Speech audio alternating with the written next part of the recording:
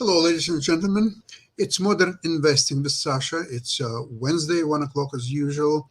And I would like to introduce my esteemed guest, Nick Paliveda, is founder of IBM TV, the TV Network. Thank you, Mr. Sasha. Hello, Nick. How are you doing today? I'm doing great as long as the market doesn't plunge into oblivion. I am happy. Mhm.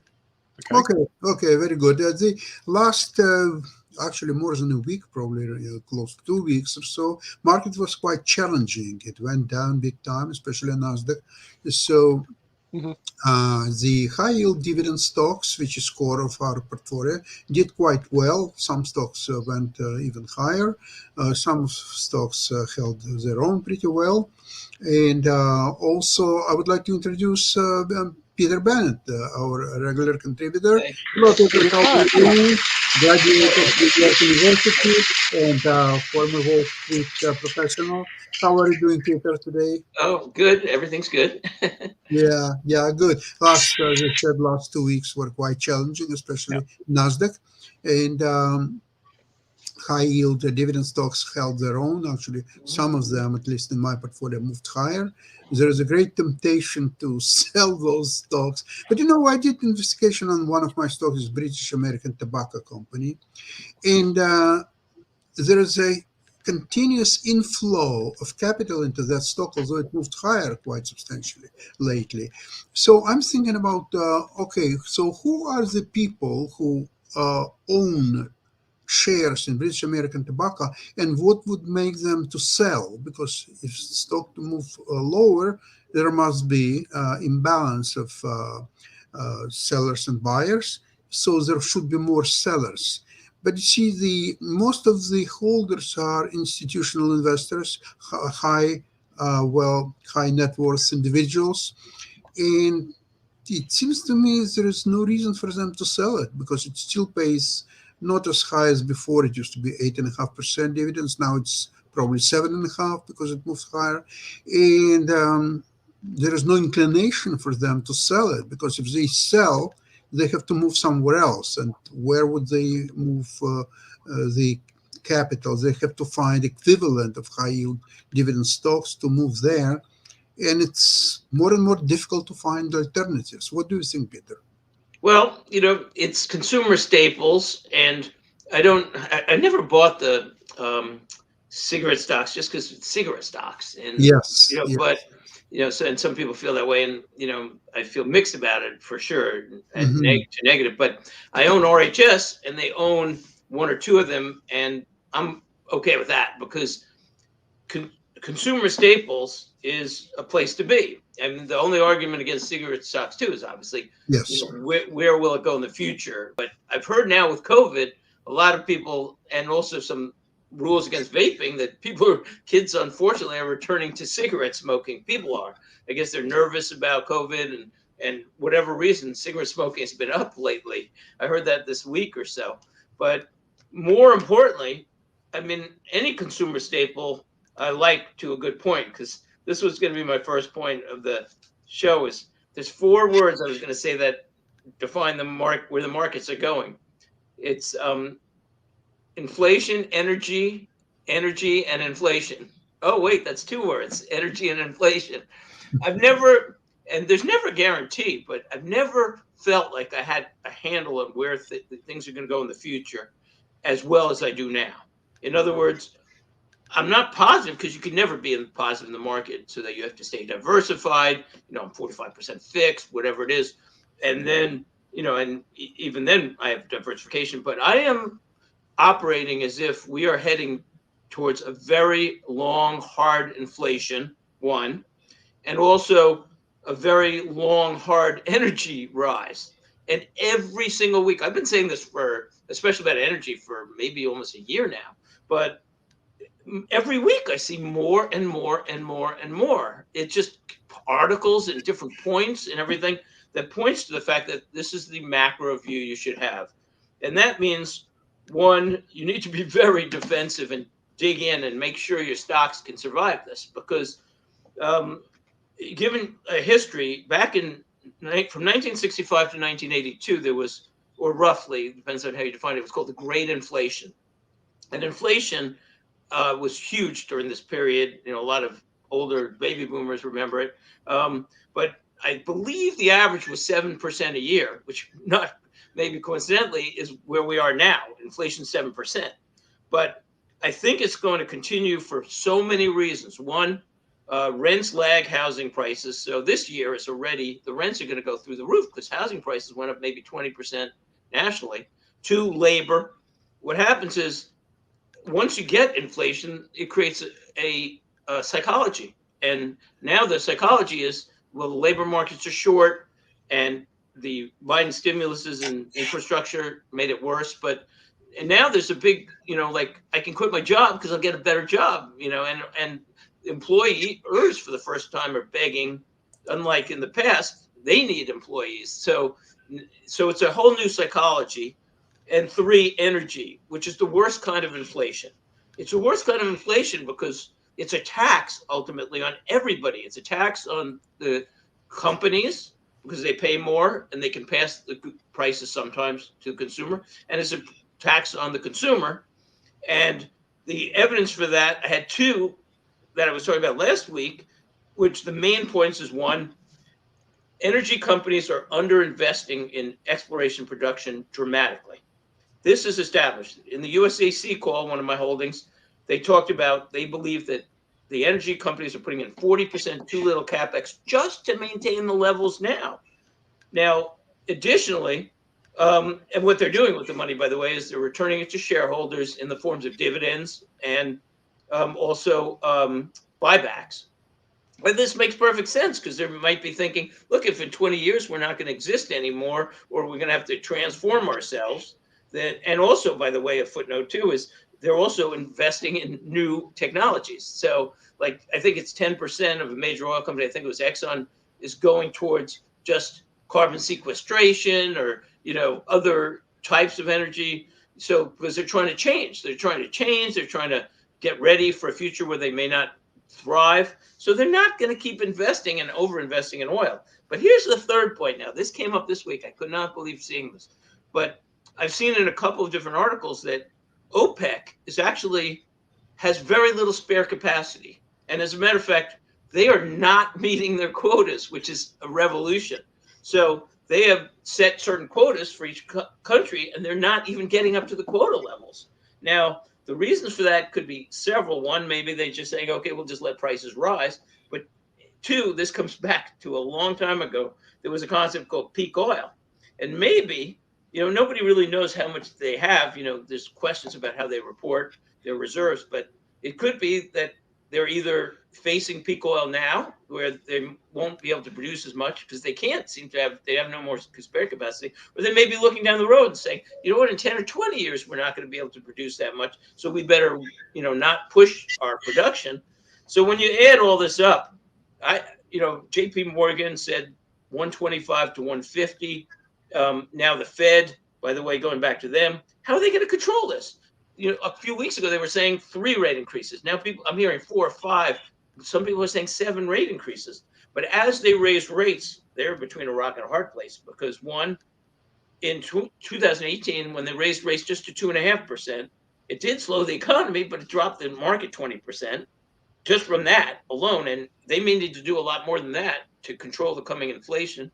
And two, Medicare goes into deficit in 2026, and it's going to be an unbelievable change because instead of taking money out of the Medicare pool, the government's going to have to pay for Medicare and print even more money. And that's what caused a lot of people, including the San Francisco Federal Reserve, by the way, said the great inflation for that 20 years or so was caused by overprinting of money. That's what the San Francisco Federal Reserve says. So it's a tough situation. And I'll conclude this part with, you better be very defensive. I'm like over 25% energy now.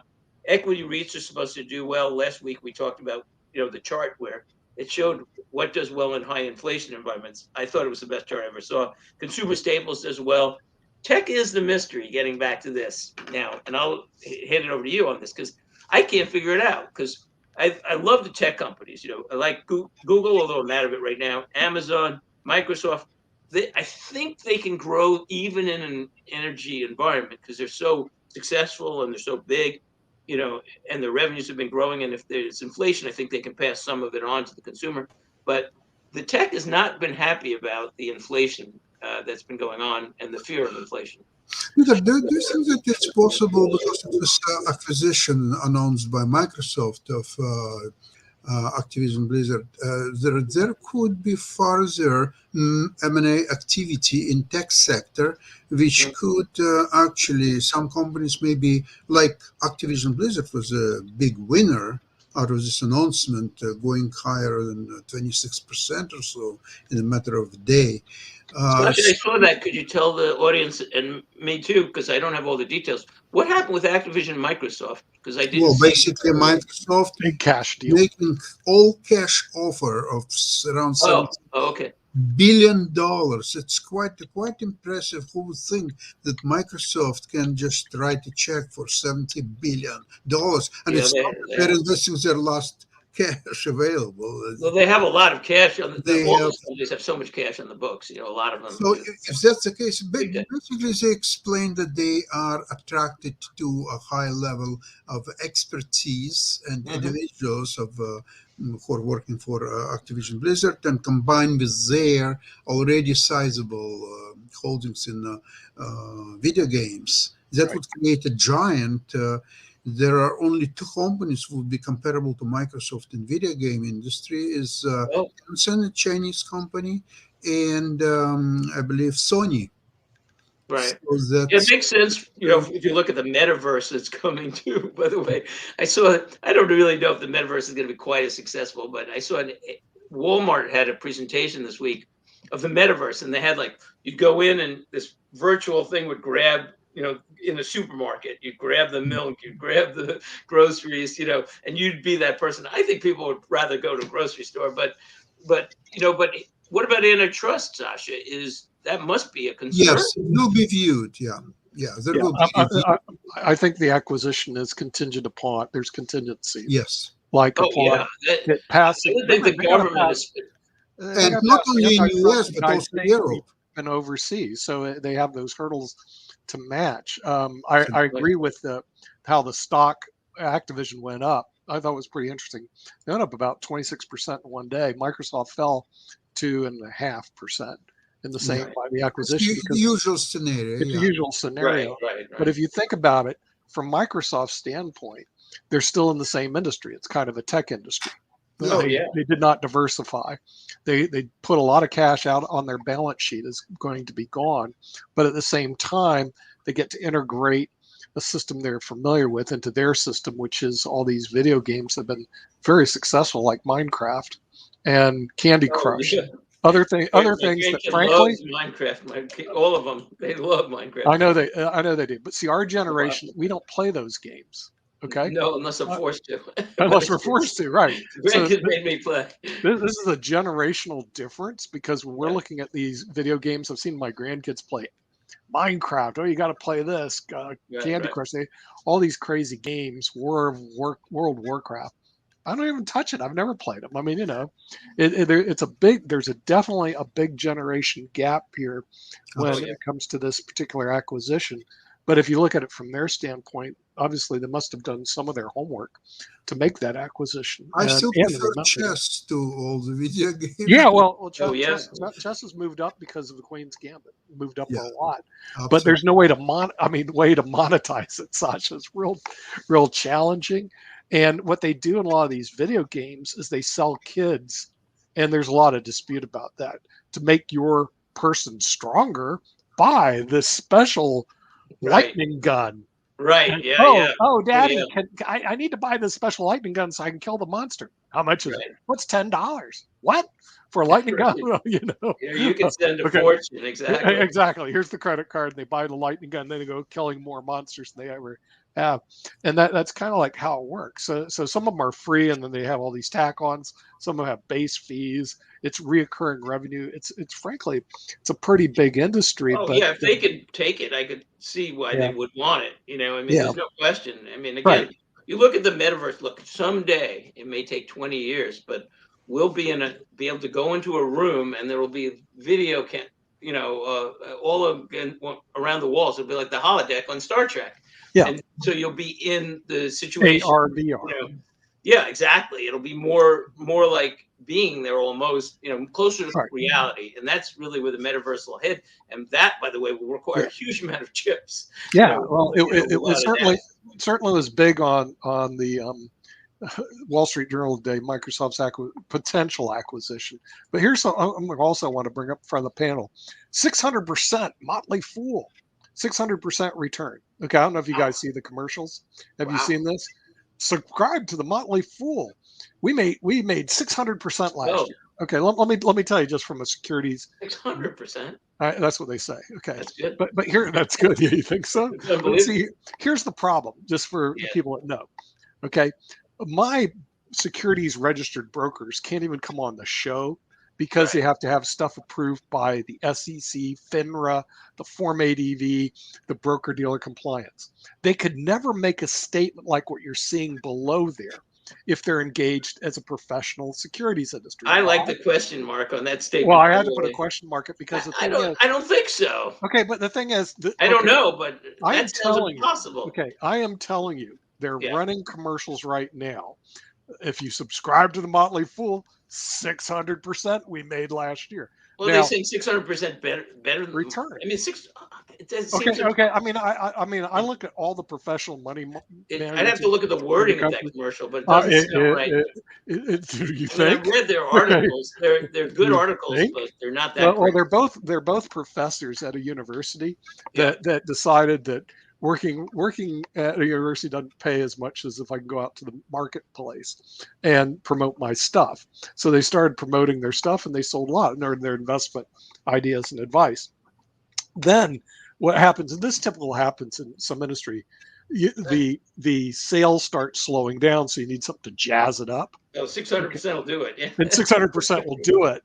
And I also saw it with Shriners. We see ads on Shriners. Oh, I'm a crippled person if you give money to Shriners. Okay, so I had to do some research on Shriners. By the way, they're headquartered in Tampa, Florida. I was by their world headquarters on a beautiful place on Rocky Point.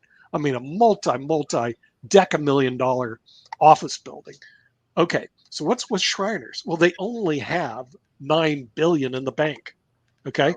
No, that's not enough for them. They have 22 hospitals to run. So $9 billion is nothing. So what happens, the CEO wants to raise more assets to make sure all their jobs are taken care of. So to me, it's kind of disgusting. Then they parade these people around how, donate to Shriners, donate to Shriners. Sure.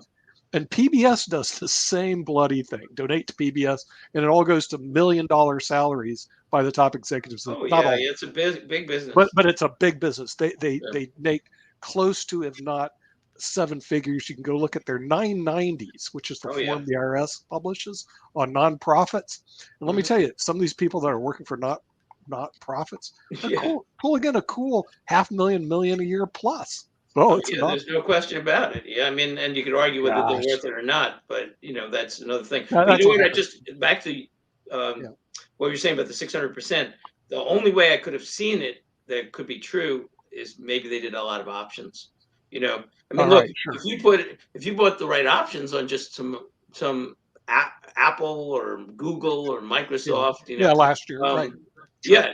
I mean, those things went up 50%, but your options could have gone up. So they could have said, well, we recommended options on, Microsoft or Amazon. And Amazon did well, but I'm just saying if they put some big tech and exactly. And they could have even said it, you know what, let's plan this out. Let's buy a lot of Microsoft options and Or Tesla. Apple options this year, because if they go up 600% next year, we can advertise, and if they don't, we won't mention it. So Exactly. By the way, the mutual fund industry, because we work with it, is horrible for this. Here's what they do. They'll always show the fund that earned 40%. Okay. Right. 120 funds. They have 120 funds. They have hundreds, and some of them have thousands of funds. Yeah, that's okay. And then they'll show the one that earned, 40% or something, the outlier that year.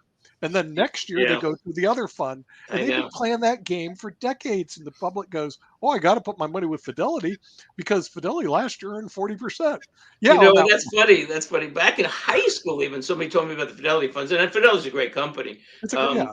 But they had so many funds, and he was selling Fidelity funds, and I said the SEC should outlaw this. They should say you need to disclose all the funds performances. All the funds, right? And the average. They can pick and choose. So look at our three funds, how well they did. They don't tell you about the funds that bombed, and there's always some good fun. Yeah, because what I'll do is I'll pick out the stock that I made 21% last year. Okay, but what I didn't show is all the stocks that didn't make 21%. Follow me. I make 20% in the market. Well, so that I'm sure there's some truth to the 600%, but the question is how they did it. But they couldn't have just been picking stocks or either they had penny stocks or they had options. Is my best guess. It doesn't matter. Remember, it's a commercial. The whole idea. Exactly. The main point is I wouldn't count on them for 600% this year. Yeah. By the way, don't bother watching our show. Go to the Motley Fool, subscribe, and make 600%. Right. Yeah, 600%. I have to get off the show. I have to get Motley Fool right away. Right away. Right, but don't forget that the 600% is in the big letters, and this is all what people are focused on.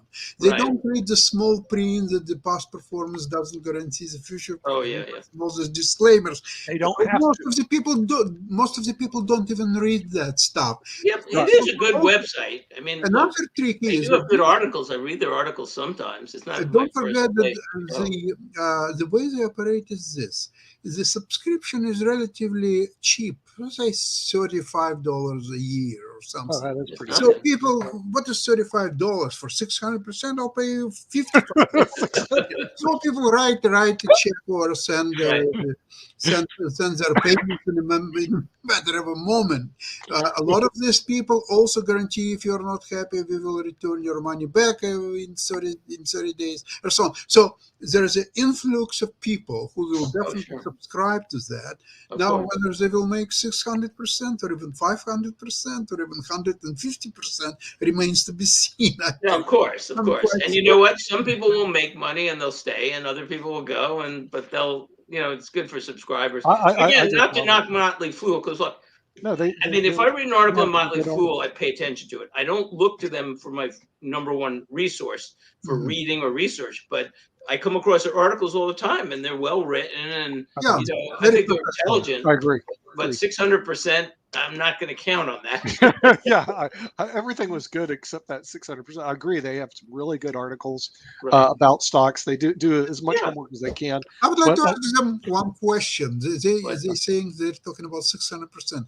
Could they guarantee 60%? Hey, listen. In my industry, if they guaranteed 6%, I can get them $600 million very quickly. I mean, within like less than 30 days.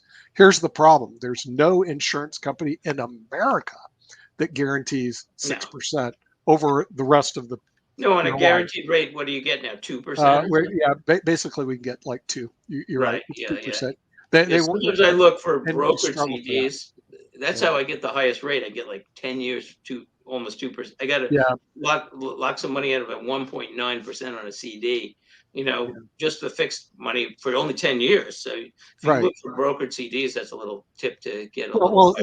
See, the problem with all that is, Peter, is that if the Fed starts increasing the interest rates, you've locked into some pretty bad. Yeah, but it's all, we're doing like almost a ladder where you can, you're laddering. Yeah, exactly. So we'll have expirations. You know what? It's only, again, it's probably not the time to buy the CD, but I was increasing my wife's proportion of fixed because Right. she was too low. So it's like, okay, you know what? Maybe we can get 3% next year, but if it probably will be a bad short-term move because next year rates will pay up. The other side is, here's the problem. The Fed is going to raise short-term rates and they're going to stop buying securities, but they can't, the long-term, you have to fool the market, and the market is not really responding, I think, as much. So it might be that the Fed raises, the rates on a year, rates, 2-year rates, but this is the rock and the hard place I've been saying, because the market may think, look, in 5 years we're going to have so many problems, that I don't want to lock in any money, so it's but well, let me rephrase that. Everybody needs safety with some of their money, and the insurance companies, everything. So it's just a very tough situation. That's the bottom line, to predict the future. But that's the hardest thing to predict. Somebody said that. I'm subscribing to several investment newsletters, and one of them, written by a person that he was more often right than wrong, he was analyzing bank stocks, and he came to the conclusion that Goldman Sachs, JP Morgan, and Citi, and just many banks are grossly undervalued compared they are. to what you're going to earn, and especially in the high interest rate environment. I would agree. So yeah, you know what? But then if you looked at that chart I had, finance companies do okay in an inflationary environment. You'd expect them to do great. But the other side is, see, there's a few crises. I still think the office market is going to collapse, and it could be a problem. I think it's in the process of it. And so, then I get nervous. It's like, okay, it's J.P. Morgan has. I looked at their balance sheet and Citibank's, and they have enough other stuff, other investments, so that even if the office market collapses, they won't be destroyed. But it's going to hurt their performance a lot if the office market crashes. well, the office market is look at J.P. Morgan latest quarterly report. They didn't do well either. The market didn't like it, and their stock went down quite a bit, 2.5%. By the way, Microsoft was already 3% up in the morning today. Really, it's doing quite well. Well, and then you know what? The other thing is, here's the problem. See, it's like a swing. Inflation's probably going way through the roof for all the reasons I say. Energy prices through the roof. But then in 2026 and sooner, when the government is going to be printing money left and right to cover the Medicare deficits, which are gigantic even compared to the market, they're going to have to drop rates lower. So maybe rates go to zero, and that's not going to be good for the finance companies at all if they bring it down. And they almost have to, because they are not going to want to pay compounded rates, and neither are other countries, on more money that's owed than all of stocks, bonds, and privately held real estate in the United States. And that's how much they're going to owe, most likely. So the problem is then, so how are they going to handle this? Because they need rates to go way high to control inflation, but they need rates to be zero in the next few years because we're having this huge money printing issue. So it's very complex. You know what, before we get through, because we're down to roughly a half-hour format, I just want to give a real synopsis of what I did with energy. I'm not going to go into all the companies specifically, but I love these investments, and they've been doing fabulously, obviously. But MPLX, 20%. It's unbelievable. Paid a special dividend. It's by far my favorite. I'm actually over 20%. USAC, I've mentioned before, 5%. EPD, I'm now up to 0.5%. And I will mention that Goldman Sachs put out something, Goldman Sachs midstream bullish stance, and they talked about 3 companies that they're very bullish on, and MPLX was one of them, and EPD was another. And then AM, I'm 2/3%. Sunoco, which is gas stations, 1%. I bought some CVX at 0.25% roughly, and I even considered Gazprom, which for like 0.1%, but I stayed away from it because it's Russian and there's a 25% tax. But so I'm going for it on energy, and I just don't see any way energy is not going through the roof in the next 2 years.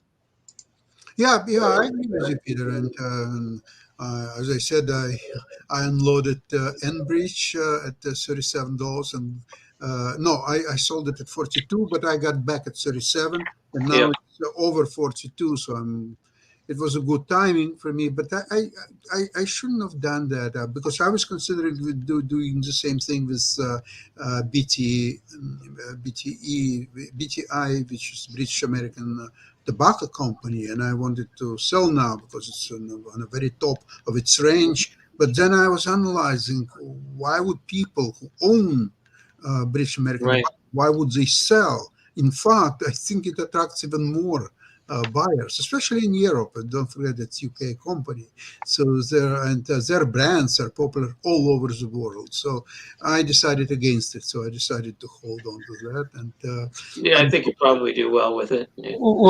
Peter, would you prefer energy over pharmaceuticals? Because I did pretty well in pharmaceuticals last couple You know, months. pharma, actually, I sold my THQ this week because I Yeah. saw it was going down. But here's the thing. I mean, first of all, if you look at healthcare on this chart, which is the chart I showed last week, maybe we'll post this one week, but it showed that in 3% rate environments, 3% plus inflation environments, for about 50 years, from 1973 to 2020, healthcare was had an average return over inflation of about 1%. So you did beat inflation, but it wasn't Right. dramatic. Right. But it was only beating inflation about 52% of the time. So yeah, it's like, if I'm going to own something, I want to either get a big win or I might as well just stay in fixed. I want to get the energy where you have 73% on the same chart chance of being over inflation with an average return of about 9%, 8 or 9%. That's appealing because that you compound that over 10 years. That's a lot of money. You compound at 1% over inflation, that's not going to make or break you. And you could even be below inflation.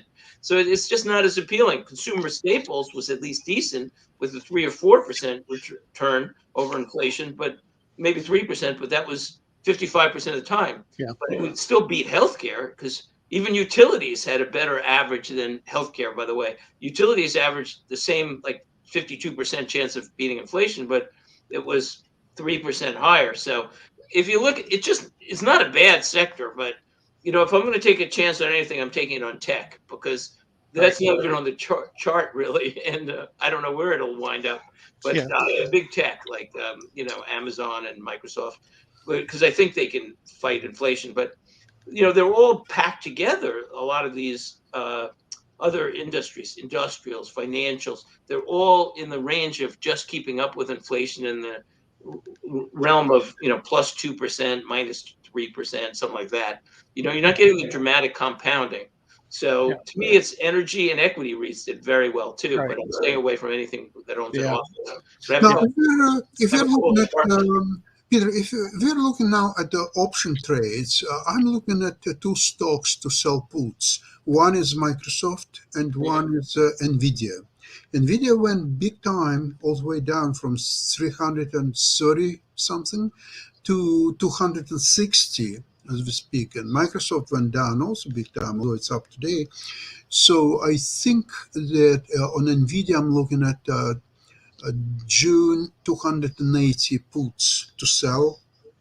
And on Microsoft, I would go even for 320 puts to sell. So it's yeah, I would go. But don't forget that next week. Wait, that's what I have. I think I have 330. What is Microsoft at now? It's the 350. Microsoft is 310, give or take. Yeah, I have long-term puts on 330s, which I did a long time ago, so they're in the money for sure. But no, I'm not sure. See, that's the thing. I see tech is swimming against the tide now for the next year. Yes, it is. So yes, it is. On one, you have two forces that are incredibly powerful: inflation and increasing rates are going to hurt tech. But these companies they have such growth in revenue. Like Amazon is like, I was going to talk about that, but I think we better save it for the next show because we're running over the 30 minutes. But so maybe we should talk about it. But I think tech, especially selling options on tech, is a great idea. But we better, cover that next week. Absolutely. Okay, so we've covered today high yield dividend stocks. We had a few investment ideas. We just touched that. So obviously we will explore it further next week, and maybe I will be in a position, instead of discussing the potential idea, to actually actually discuss the trades that I will make during the next week or so. Especially, I'm very, very attracted to Microsoft and Nvidia selling puts. I just have to be very careful what kind of puts, the strike price, and the expiration date. So I have to qualify that. Hopefully, we'll be doing that in the next few days. So thank you so much for participating in today's program, and we'll see you all next week. Thank you very much. It's Modern Investing with Sasha, IBM TV, Pod TV. Thank you very much to all. Bye bye.